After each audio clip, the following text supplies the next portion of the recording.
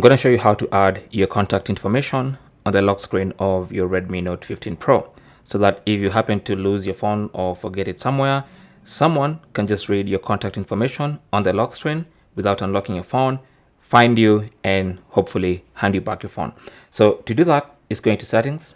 Under settings, you want to go to lock screen.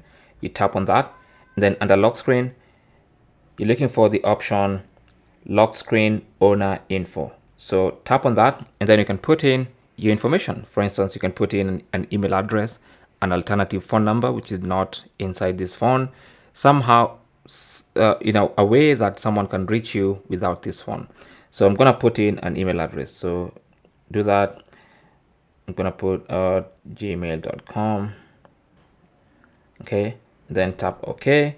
And that's going to be the information on the lock screen. So if someone finds your phone somewhere locked like that, okay, they can be able to see an email address right there, or a phone number, or any other kind of contact information. Thanks for watching. Don't forget to like and subscribe. And if you have any comments or questions, talk to us in the comment section. Good luck.